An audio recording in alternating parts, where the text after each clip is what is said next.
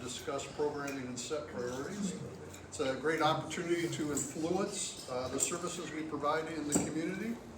I'll be stepping into the past president's role on October 1st, and Wendy Paddock will be serving as president. We have at least one opening, so if that interests you, please contact me. You can find all the upcoming dates under the events section of our website. Save the third Thursday monthly on your calendars now for our Columbia Club. That'd be April 16th lunch with 500 Festival CEO Dave Neff. And I think that day a lot of the clubs are going to be interclubbing. So we should have a pretty big crowd that day. Our next Zoom is April 2nd. We'll have artist Scott Osborne and actor Cindy Collins with No Title Needed show. They tape every Monday over at Feinstein's up in Carmel, and they feature a lot of familiar guests you might be aware of, like Pete Ward and Ashley Blackman. At our May 14th Zoom, we'll have Carolyn Alvey, who led the task force to create the Amber Alert in 1996, along with Megan Tomlinson, who helped organize the Haley's Law petition. Learn about advocacy for online teen safety, social media restrictions, and efforts to change the state's alert system for missing children and teens. Now to tell us about the Lunch Bunch, Roger.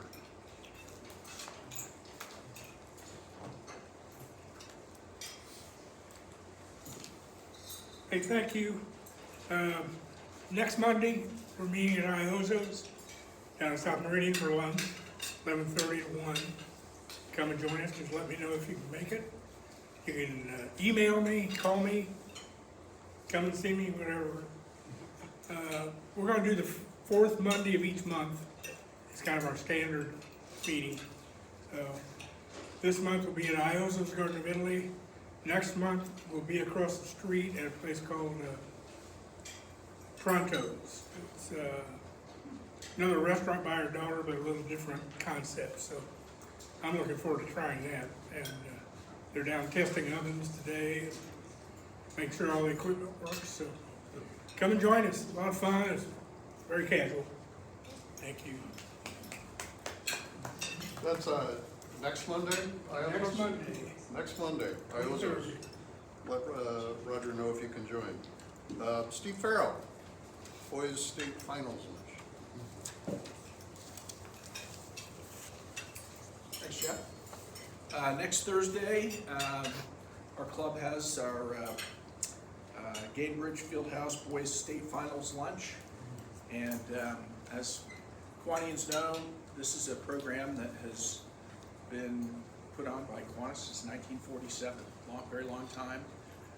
We're fortunate these days, we have a great partnership with Pacer Sports and Entertainment, and the event is now in the atrium at Gainbridge Fieldhouse, where we host all 8 finals teams. And the IHSAA is a great partner for us. So Commissioner Paul Neidig and Chris Kaufman and Tripp Lukemeyer are all members of the club, and they'll be there. And our foundation presents scholarships to top 4 academic honorees from Marion County. We have the Mills MVP and then the other 4 awards. And our committee, scholarship committee, will be choosing those from 13 nominees later today. Also in attendance, we'll have Devin Bolden from Cardinal Ritter, who's the City Player of the Year. Jim Stanbro from Cecina, who's the City Coach of the Year. And should be a great event. And if you haven't signed up, there's still spots available, and we'd love to see you. Thanks. Stick up here. Laura Hall. Yeah. Got a new member introduction?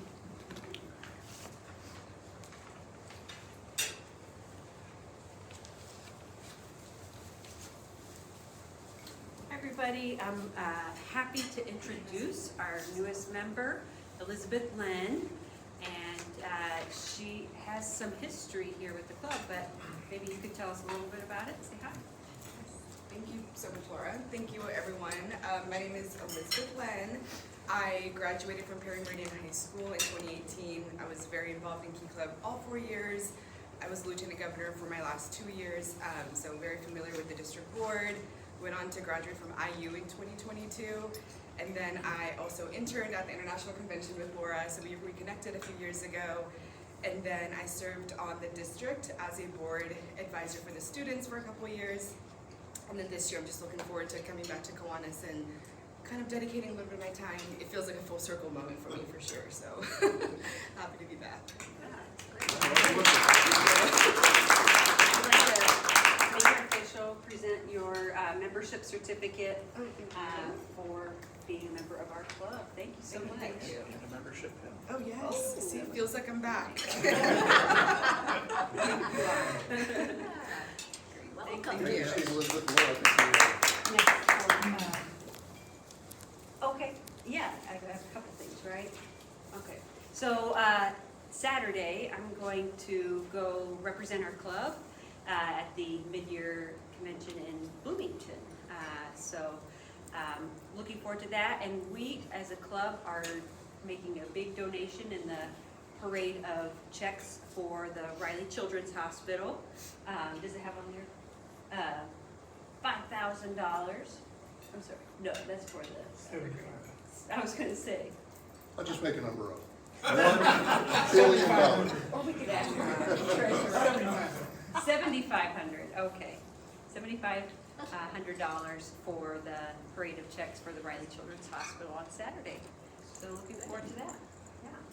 And thank you to the club for supporting me and subsidizing the attendance on the registration fee. Thank you. Thanks for going. Appreciate it.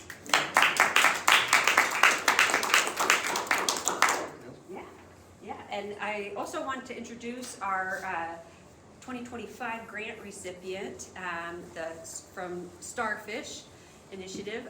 Crystal Gibbons is the president, CEO of the organization. I had the pleasure of dropping off that check was for $2,500, right?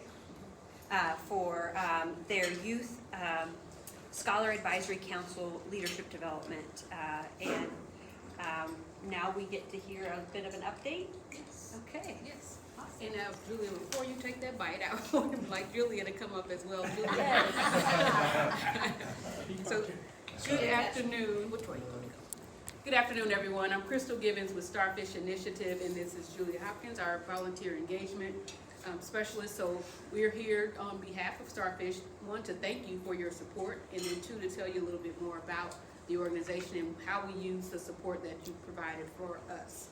So initially, we definitely wanted to use it, of course, for our programming, and we did do just that. We have a Scholar Advisory Council, so that consists of 4 students. Last year, we had 4 students from 4 different high schools who participated, and they volunteered to give us feedback about our programming, and they also were interns for Starfish Initiative over the summer. So they helped to create and support their own scholar library, so with resources and materials it's in our office. So our scholar library, they decorated themselves, and they made sure they cataloged all of the books and the resources, and they were there for the entire summer. They also helped out at our back to school. No, it's not back to school. It's our new scholar orientation. So we have new students that come in during the summer, and our Scholar Advisory Council helped out there as well.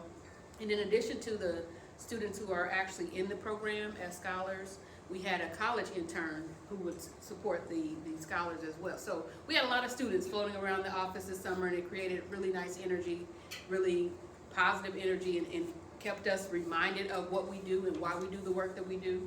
So just in essence, just to give you a little bit of background, Starfish Initiative, we exist to inspire, prepare, and encourage high school students from the most vulnerable populations for college, career, and life success.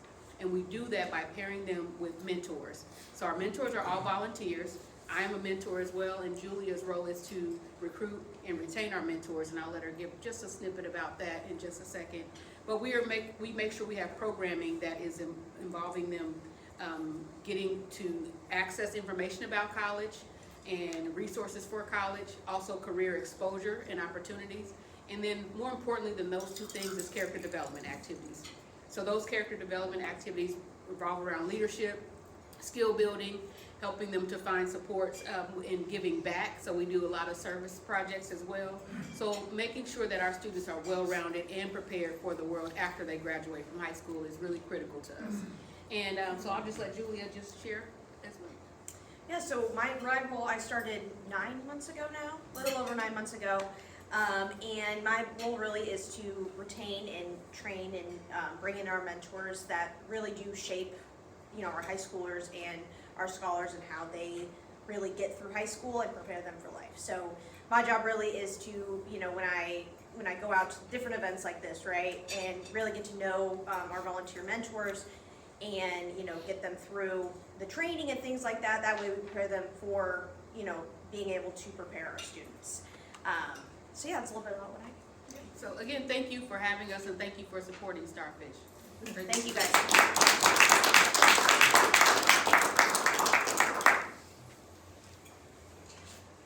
Hello, everyone. I would like to introduce to our speaker today, Fred Glass, who's the CEO of Gleaners, and just a little bit of background about Fred. He was the IU athletic director.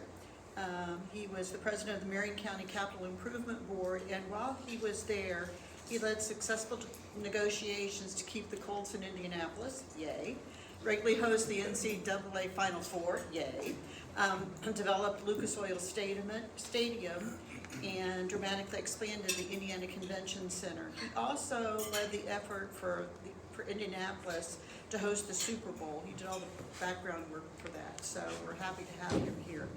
I just want to say that Gleaners, if you remember back 2024, the foundation gave out angel grants, and his organization was one that we gave out $75,000 over a 3-year period of time. So we're very happy he was able to come here today and tell us what is happening at Gleaners and how they're using our funds.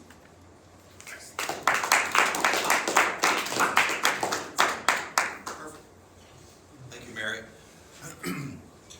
And thanks to all of you for being here and inviting me today. I'm really, really grateful for it. As I was mentioning to Eric, it's a great opportunity to get in front of opinion leaders, and each one of you, just by virtue of your engagement and being part of this organization, are opinion leaders in your spheres of influence. And so I'm hopeful that during the conversation today, I can share some things that you can in turn share with the folks that you interact with. And I really look forward to the conversation part of it. So I'm going to go do my thing and set the table here a little bit, but I'm eager to have the conversation. I love the conversation thing, by the way. I went to the website to see what I could see, and I saw that these are described as conversations, and I think that's awesome. I like that interactive piece. Also, thank you for the generous introduction. I should mention I'm also a notary public.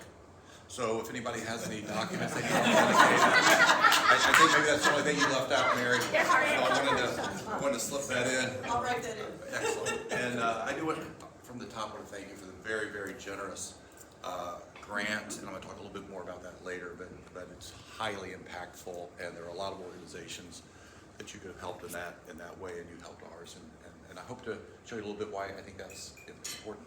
All right. I will forewarn you that I have 24 slides, and I tell you that so you can pace yourself with your patience capacity, but I go through most of them really fast. I'll dawdle on a couple of them, and you'll see that as we go along. Let's see.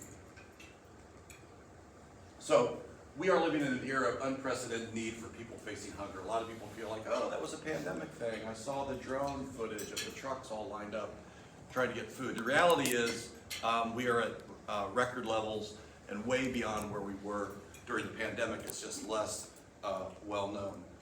Last year, we at Gleaners distributed about 55 million meals throughout our 21 county service area, which is largely central Indiana. That need is continuing to spike. It cuts across all different kinds of communities. And I like to emphasize that the people we serve If they can work, they do work. About a third to 40% can't. They're children, they're elderly, or they're disabled. But the balance, all those households usually have at least one job, if not more. So we are catering to a constituency that largely is working, like I say here, in Marion County, 2/3 of food insecure households have at least one employed person. While we mostly serve as essentially a food wholesaler to the 300 pantries in our service area, we run one direct operation, 4 distributions a week out of Gleaners on the southwest side. It's the largest food pantry in the state, and our busiest times are Thursday night and Saturdays because that's when working people can get to our pantries. Indianapolis isn't unusual in this. Central Indiana is not unusual in this. 1 in 7 Americans live in food insecure households. That includes 1 in 5 children. I know this organization has a particular focus on children's issues. Think about that. 1 in 5 kids, 14 million kids are food insecure. That's up 7.7% from the previous year. These are the highest numbers in over a decade. And in Indiana, unfortunately, we crossed a notorious Rubicon where now 1 million Hoosiers are considered food insecure. And, you know, I didn't go to Purdue, but even I can do the math on that. There's 7 million Hoosiers, 1 million are food insecure, so 1 in 7 people are facing food insecurity. Here's what this means sort of in dollars and cents. And, you know, I didn't know much about food pantries or food banks when I got it. I had one at my church. It's food in, food out, green beans, macaroni and cheese, whatever. But Gleaners is a very, it's a complex and sophisticated operation. We get our food from 3 places, basically. The government gives it to us. Food producers donate it to us, retailers, wholesalers, producers, whatever. And then the other third we buy. It used to be like that, a third. Well, government support has gone down considerably. During the pandemic, we were getting about 20 million pounds a year from the government. We'll be lucky to get 3 million pounds. That converts into real money. Donations are pretty strong. They've maintained pretty well. But when you take the government decline and that increase in need, now we're buying over half the food we need to supply to people in need. And so that's what this is. Before the pandemic, year before the pandemic, 2020, we were at 1.7 million pounds spent on food. And now this year we're budgeted to spend $9.5 million on food.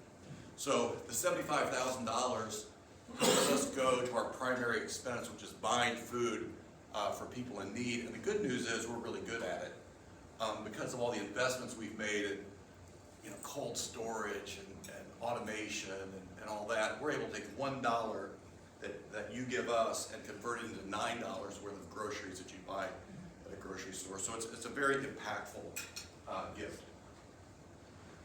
So, you know, you can get numbed by statistics. So I wanted to tell you a couple real life stories because every one of those 14 million and this million and all that million, those are each a person with an individual story. One of the things I like to do is every other month I spend a whole day going out to the pantries so I can see what's really going on mid-north. Eric and I were talking about that. And I never feel like I should because you guys know the gravitational pull of the office. It's like, I got all this stuff to do. I can't spend a day wandering around pantries, blah, blah, blah. And it's always my best day of the month. You know, I always learn something, I interact with people, and now I will tell you that in an era when from all different areas, talk radio, cable TV, blogs are being told to be afraid of each other and there's all this bad going on and people are bad, man, I get to see the salt of the earth people.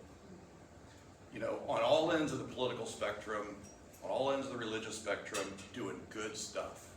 You know, giving the shirt off their back, and it's very heartening to me, and I wish you could see that. But a couple quick stories. I was at Interchurch in Johnson County. They have a drive-through pantry like our drive-through pantry. I was new, and I see there's this minivan, and the hood's up, and there's a mom and a dad, and the mom's yelling at the dad, and the kids are all hiding their faces, and it's all this big, huge mess. And I'm like, what's that? And they said, oh, he ran out of gas. Can you imagine that? You're in the pantry line, and you run out of gas. They say it happens all the time. It's hard for us to understand how close to the edge these folks are living, but that really brought that home to me. I was in Martinsville, and the pastor who was running the food pantry, told me the story about this lady that drove in, really nice car, very well dressed, had her little manila folder full of like old utility bills and her social security card. She kind of sheepishly went in and he goes, well, how does this work? And he kind of looked at it and just kind of threw that down and said, honey, you don't need to prove anything to us. Come on in. Well, her story was she was married to a doc. They had 4 kids. The doc leaves her, and then he loses his job, and she's got no means of support. And I have people sometimes say, hey, Fred, that's a pretty nice looking car in your line there. We don't know people's stories. Think about that. Lady never thought in a million years she'd end up in a pantry line, but some of us live closer to the edge than we know. The other one I would mention is it's sort of timely. During the government shutdown, there were a lot of Hoosiers who worked for the federal government who were being expected to work and not being paid. And so we Gleaners reached out to them to say, can we help in the breach? And we had a lot of people take us up on that, and people you don't expect, the National Guard, and TSA were a neighbor of the airport. My wife's actually president of the airport authority, so we had a connection with the TSA folks, and they were missing paychecks and working. These are not well-paid people. The average TSA agent makes $50,000 a year, which is a good living, but you got a family and all that, miss a paycheck, it hurts. 350 TSA employees. We have a product called Gleaners to Go, where people can order what they want and pick it up at a third-party site. Some of us may be familiar with that. Total Wine. I don't know. That's what we do that sometimes. But it's great because there's a dignity in that. Instead of the Gleaners truck pulling up and everybody getting in line, they made use of it. So 200 of the 350 people made use of that availability, which shocked me. That missing one paycheck, it shouldn't have, it did. Missing one paycheck pushed those people into needing to utilize the charitable food system. So, this is maybe the heart of what I want to share with you guys. Hunger isn't a them problem. Somebody else in some other town, in some other place, is an us problem. And that's not only because of those numbers I was telling you about, 1 in 7, that's kind of an us problem because it's a lot of us. But what I want to emphasize to you guys is hunger impacts those of us who aren't hungry. So we should care about hunger because we have empathy and care about our fellow man who's hurting. But society needs to understand the broader price that's paid. So I'm going to run through some factoids here fairly quickly. For people that are hungry, well, for everybody, lack of nutrition is one of the leading causes of deaths in this country. 500,000 people die a year from diseases directly associated with poor nutrition. This kills me, and I checked this 3 times, and I promise it's true. The USDA says the majority of children alive today will be obese by the time they're 35. Can you believe that? That's a nutrition challenge. Children in food insecure households are more likely to have reduced immune systems, more communicable diseases, poor body weight, asthma, higher rates of anxiety and depression, higher use of emergency rooms, and overall poor health. It is awful to be food insecure. And some of you may be familiar with this statistic, but if you're born basically around here, your life expectancy is 68. If you're born in Fishers, it's 85. So literally your zip code has more impact on how long you live than your genetic code. And most of that is nutrition-based and nutrition-related issues. So I think we can all agree that it's awful to be hungry, but those of us who aren't hungry have challenges arising from hunger too. Every year in Indiana, food insecurity costs $1.8 billion in healthcare costs every year, just in Indiana. Who pays that? All of us, right? A 1% increase in food security can increase violent crime by 12%. That's not to excuse it, but if your family's not eating, if you're hungry all the time, there are societal ramifications of that. Food insecurity is an invisible challenge impacting workforce productivity. I'd always heard of absenteeism, and people don't show up for work if they're hungry, but there's this concept called presenteeism. You're there, but you're not there. You punch the clock, but you're not productive. And a lot of smart people have calculated all that and found that these are significant numbers that, the cost gets passed through to everybody else. Not surprisingly, food insecurity is also bad for education.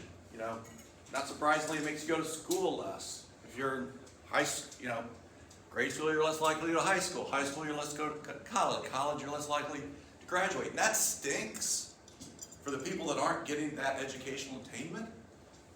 But I suggest to you it also stinks for the rest of society who is denied what arguably could be more productive members of society with higher educational achievement, more productivity, paying taxes, so forth, and so on.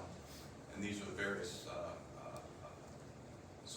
pieces of support for that. Also, a weird thing is when people aren't in school, they don't get counted for the distribution of school funding. So school districts pay a price in their state-supported funding when kids aren't in school. So, I wish I could tell you that this was a problem that was going to eventually go away, but I got to tell you that it's not. And part of that is because, and this will sound weird maybe from a food banker, but food insecurity is not about food. There's plenty of food. That's a dirty little secret I learned shortly after I got to Gleaners, that the system throws it away by the choo-choo train bins full every day as a normal part of business. There's plenty of food. Food insecurity is because an individual family's expenses aren't covered by their income. Their reasonable cost of living is not covered by how much money they're able to make. So, what are the drivers of that? Because I was curious about this, and there's a lot written, and this is sort of the world according to Fred, but I think there's 4 drivers of food insecurity because of this issue of it being driven by economics. High rents.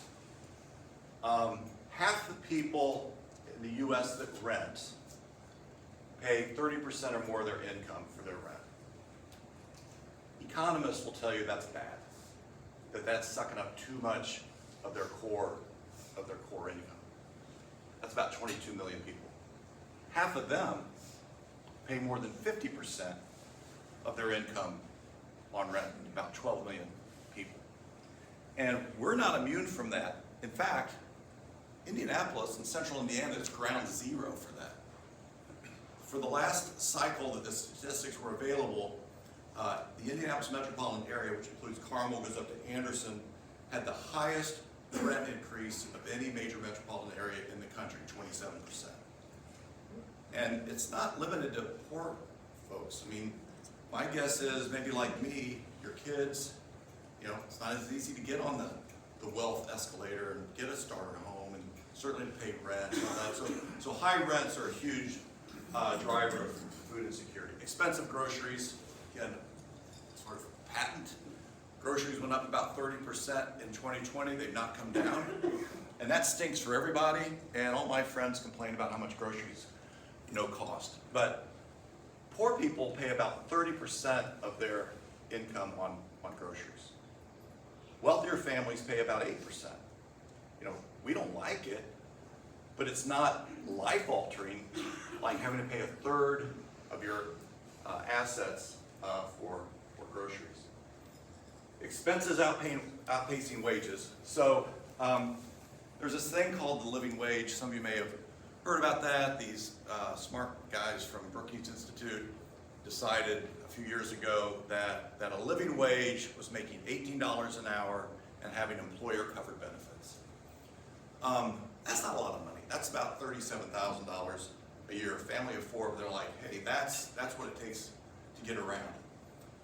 If you apply that in Indiana, 35% of workers make less than the living wage. So think about that for a minute. They got a job, they're fully employed, but they're making less than what I think is generously considered a living wage. Now they say it's $21 an hour. But if you apply that, it goes up to about 45% of Hoosiers make less than the living wage. So they're doing everything they can. They just can't make it. And then the post-pandemic decline in government support. I mean, even setting aside some of these more recent issues, as I was describing certainly on the supply side, there's less government support. And I think, unfortunately, on the demand side, there's going to be less government support as Medicaid cuts and SNAP cuts take root. There'll just be more people that can make it even less, and they'll be turning to the charitable food system. So, Fred, we had a nice lunch. You know, we're up here at the Columbia Club, and you're kind of a downer with all that, and I know it is. But I will tell you that I am optimistic, not pessimistic, even with those headwinds in our face. There are things we can do and are doing to address food insecurity. So at Gleaners, we focus on our superpower, which is acquiring nutritious food on a massive scale. We've made all the investment. We have the largest freezer in the charitable food system. We have all this temperature. I could bore you to death with our fleet and our temperature control and our automation and the people we hire from Aldi's that know how to buy stuff and all that. We're built for that, and we stay focused on it. Because I think it's a trap for a lot of organizations to think, well, I'm really good at that, so I'll probably be good at that and that and that and that. We call that the everything bagel. We were always trying to resist the everything bagel. If we can't leverage or further acquiring nutritious food on a massive scale, we try not to do it. And that's why we have to work with so many partners, or pantry partners, so forth and so on.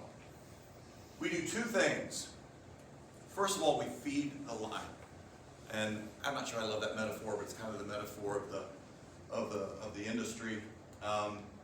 And that's finding the hungry folks and getting them food. Really hard to do.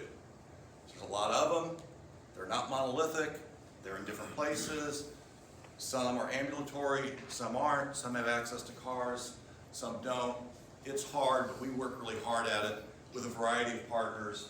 Our pantry partners primarily, the 300 I mentioned, our on-site pantry that we operate, mobile pantries that will pop up on an ad hoc basis or on an ongoing basis, school pantries, and then this concept I was talking to you before, it's kind of like a curbside piece, and I'll talk a little bit more about that later. So that's a big deal, and frankly, I don't make any apologies for that. Some people will say, oh, you're enabling, you know, that's a Band-Aid. I'm like, well, I don't have the luxury of saying, hey, I know you're in line because of all these inequities and social problems and all that, so I'm going to work on those, and then I'll get back to you with the food later. You know, we can't do that. Now, having said that, I like to say feeding the line is requisite but not sufficient. It's where we start, but I get that if I feed everybody on Monday, I got to feed everybody on Tuesday.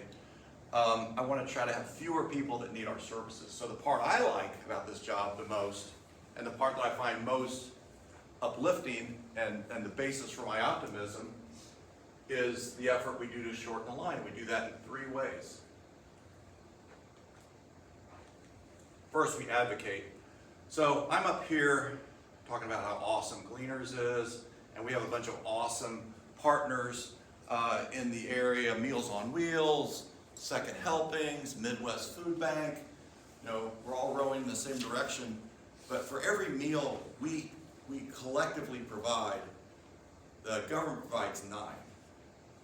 So public policy is the 800-pound gorilla in challenging food insecurity, and it can work. Like during the pandemic, remember when they passed the childhood tax credit, bipartisan, both parties came and said, that's something we're going to do. 1 year, they cut childhood poverty by 50%. We can do it, and we understand at Gleaners, being in the state capital, being the largest food bank in the state, that we need to be involved on a nonpartisan political basis, but a voice for government policy. We do that. Provide wraparound services. Help people with the impediments that they have to increasing their revenue. So some of it is just getting the veteran the assistance that he or she is entitled to.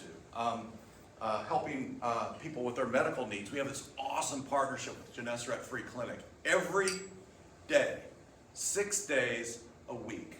So I guess that's not every day. 6 out of 7 days, Gennesaret is there with docs and nurses and all that, providing medical care for our neighbors in need. We've got the state's first charitable pharmacy.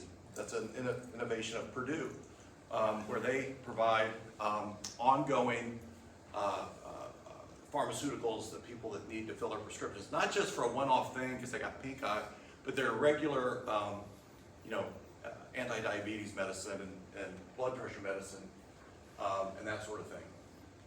But the one I like the best is we can actually shorten the line by feeding the line. By taking care of people in the here and now, we can help them not need us anymore. And that's because, again, as much as I get on my high horse about how awesome feeding the hungry is, and it's a big deal, and it's biblical, and it's Matthew, it's all that stuff, it's also a fungible charitable support. Because if people are hungry, they're probably having trouble staying in their house and paying their utility bill and buying their medicine, right? Food is the lowest barrier to entry, most flexible, most available charitable aid there is. You get in one of our pantry lines, you're going to get food. Harder to get rental assistance, harder to get utility assistance, but it's all green. So if we can help people with their food need, they get money freed up to pay their rent, to pay their utilities. And we really try to lean into that with a variety of relationships with the Excel Center at Goodwill, Glick Properties that helps disadvantaged families with their housing.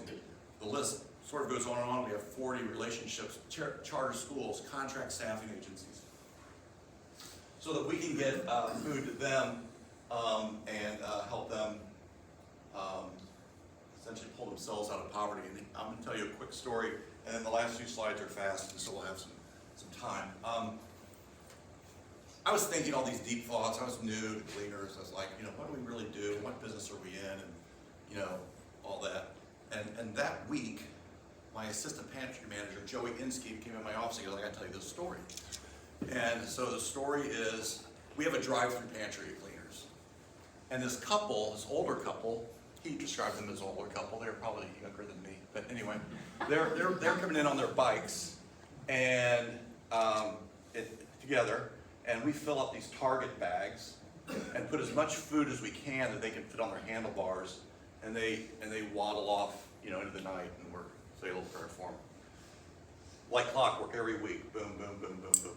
Then they tell Joey, hey, Joey, one of these days we're going to come in a truck, and you're going to be so proud of us. And he's like, yeah, you hear a lot of stuff in the pantry line. And they keep coming, and no truck. So bikes, no truck, bikes, no truck, bikes, no truck, until one day, there they are, in an old pickup truck. I got a picture of it in my office. It's not a new truck, but it's a pickup truck. They said, Joey, are you proud of us? And he said, yeah, what's the deal, And the guy said, every week, we took the money that we would have spent on groceries and literally put it in a jar until we saved up enough to buy this truck. And now I've got a job, and we ain't going to be coming around here anymore. And they never came back. And if I thought of myself as being in the charitable food business, I might be a little irked by that, because it's like, well, you could have paid for it if you wanted to prioritize it, but you didn't. But I don't think of myself as being in the charitable food business. I think of myself as being in the poverty alleviation business with food as my weapon. And under that circumstance, it's a touchdown, right? It was like we fed them in the here and now, and then they used food to pull themselves out of poverty.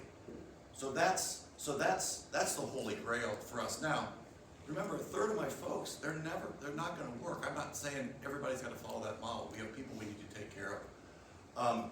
But we can help people pull themselves out of line. So I just want to share this, and maybe there's some application in your worlds, because we're all facing challenging prospects at business or at home or whatever. This work can feel overwhelming. I feel like this kid every day. But we don't let it. And some things that I feel like I've picked up along the way that I wanted to share. We don't have to be superhuman to do this work. This is one of my favorite quotes from Chuck Noll. I think he won 5 Super Bowls with the Pittsburgh Steelers.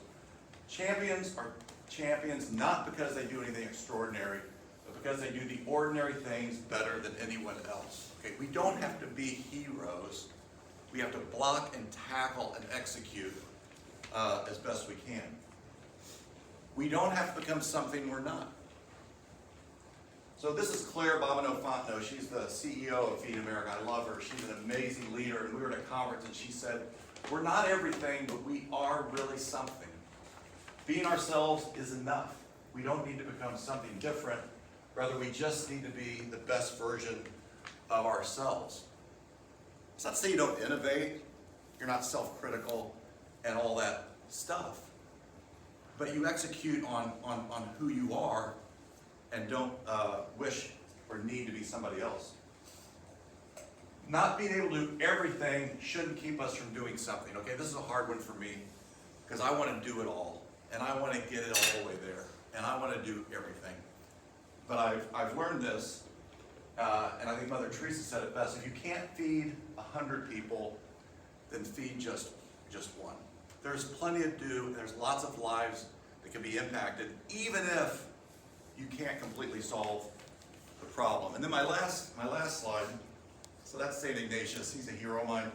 I'm a Brebeuf Jesuit guy, and not so much in a religious sense, but in a way of proceeding, a philosophy of life. I'm a big Jesuit person. We were talking about Marquette.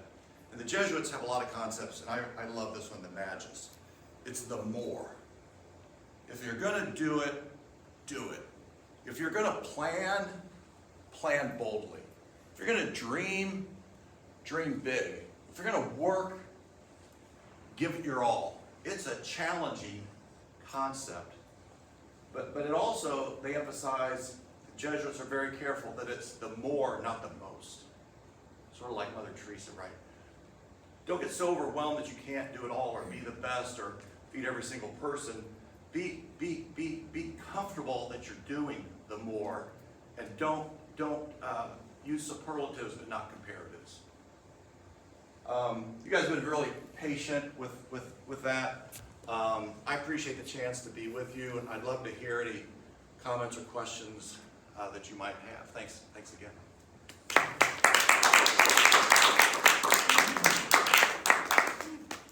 With the government, the federal government decreasing more your funding, how are you making up for that?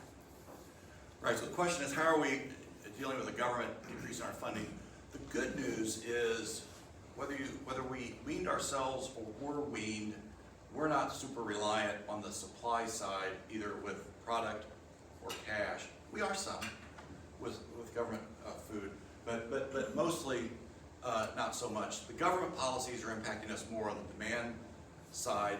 That people are finding more and more need to be in our line. I could really bore you, but I will try not to. We have a very specific 4-point plan to address financial sustainability. Number one, we work on operating efficiencies. We're using technology to lower our costs. We are focusing on corporate fundraising. We started a couple years ago, an annual event. We're doing more multi-year gifts. Thank you very much for yours. We have a social enterprise where we do for food banks around the country what we do for food pantries in our service territory. So food banks around the country, they can't get food at scale and have the variety that we have. So the encouragement of Feeding America, we do for the food banks what we do for food pantries. We're in 44 states. We have 150 to 200 food banks use us. I think it's an untold, cool Indianapolis story. I'm a shameless homer about Indianapolis. There's another way we're innovating. So that helps us have more food, a variety for people here, but we also make a little money off of it to help our financial sustainability and help address what you're talking about. Then we have some other earned revenue things to use our fleet. Hey, if we're taking potatoes to, Scottsburg, why aren't we bringing something back? So we're looking to see how we can generate revenue off of our money. So I think we're pretty entrepreneurial and innovative in that way. Yes, How sir. did you determine 21 counties? Yeah, great question. Gleaners used to have the entire state. And then as local communities, Muncie, West Lafayette, Northwest Indiana, Bloomington said, no, we can handle that. It was carved up, if you will. Feed America is the member organization that we're all members of, and they set the geographic boundaries. Thank you. Just two questions. Does Gleaners advocate with the government for higher minimum wages? And then second, can you say how many years your average person is coming for food? So on the first question, we really try to focus our advocacy on food-related matters only.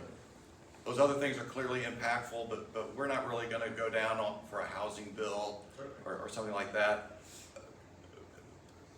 because we think we have sort of an unchallengeable role on food, and the more you get away from that, people are like, what are you doing, and don't like that. So we stay focused on food. We are a certified living wage entity, as you may know. There's a group that certifies people if they're doing that, and one of our things is we're trying to feed people in line. We don't want to put them in line because we're an underpaying employer.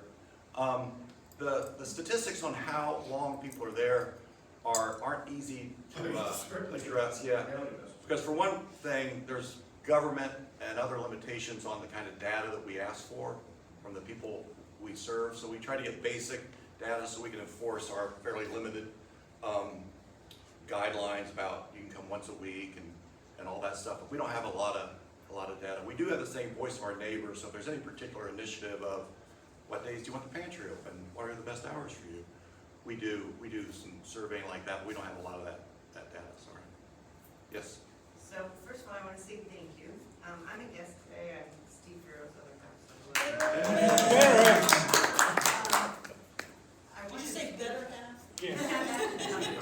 I wanted to actually be a little vulnerable here myself, and I just asked Steve, and he's like, sure, of course, sure.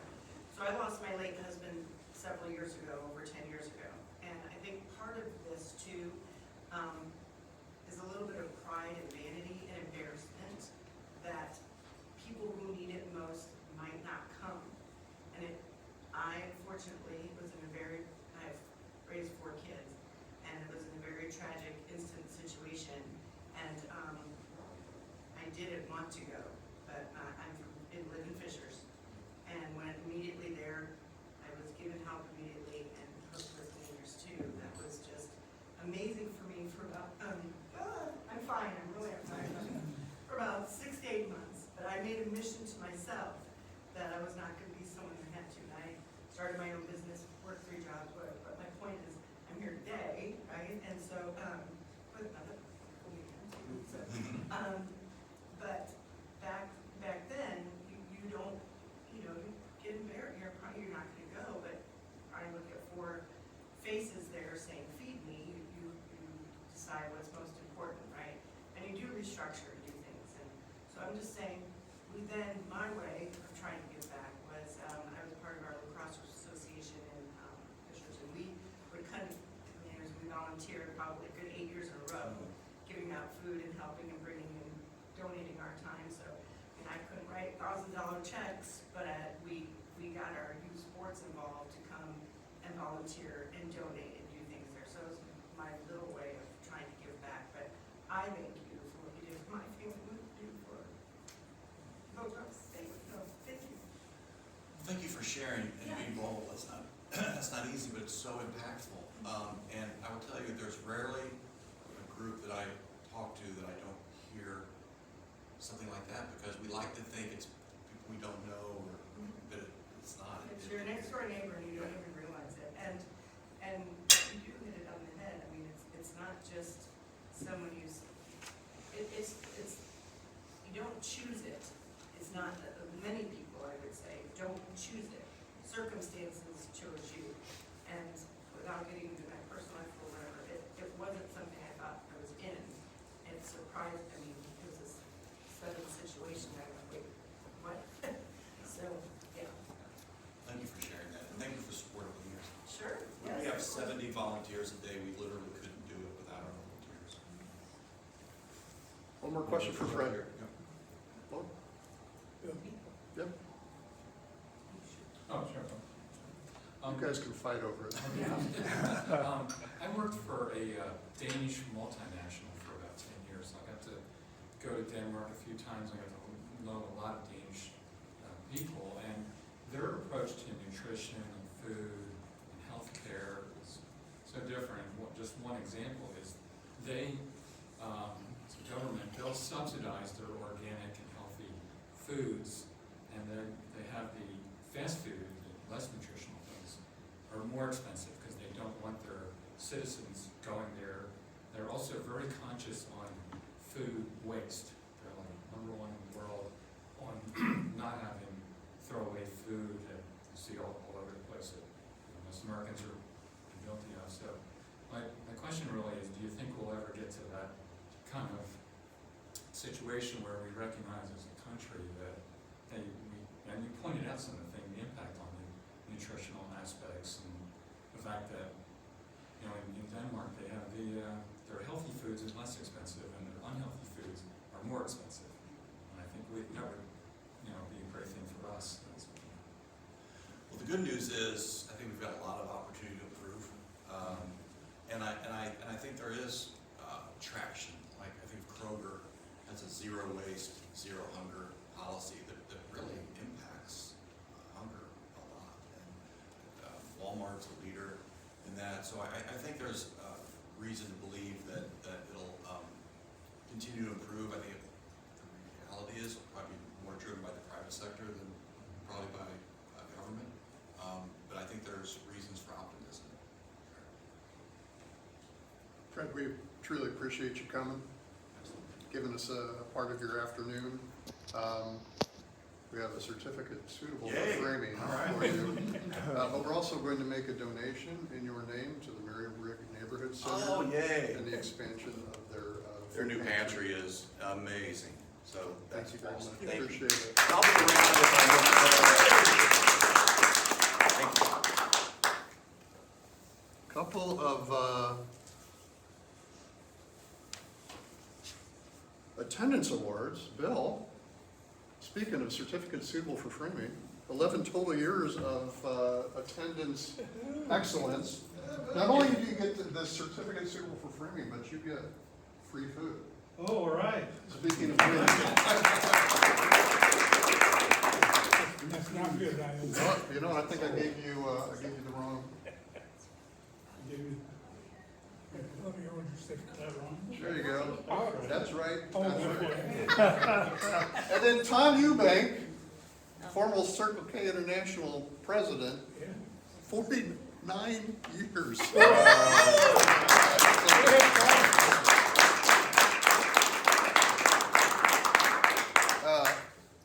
49 years, wow. Truly appreciate your gentlemen's, I appreciate all your engagement all the time, but you too, that's one heck of a milestone. Just a reminder, next Thursday, or April 2nd, will be online Scott Osborne and actor Sidney Collins with the No Title Needed show. And Monday, let Roger if you know if you can join them for lunch clutch at Iozo's, which is delicious. So, and a good time. So, Yeah, I want please. to, and before you leave, John and I have been season ticket holders for the Broadway series forever and ever. We have wonderful seats, second row at Clues Hall, We have our Whiz tickets for this weekend that we are not going to use. I would love to give them 4 tickets, second row, Clues Hall, Saturday, 7:30 for the Whiz. And I brought them so that I could give them to somebody because I don't want the performers who work so hard up there to look down in the second row and see 4 empty seats. But we're not going, and so let me know if you can use these. I would love to give them to you. Or you could make a donation to Gleaners for them. Oh, yeah. Thank you. Thank you, Mary. All right, well, with that, we are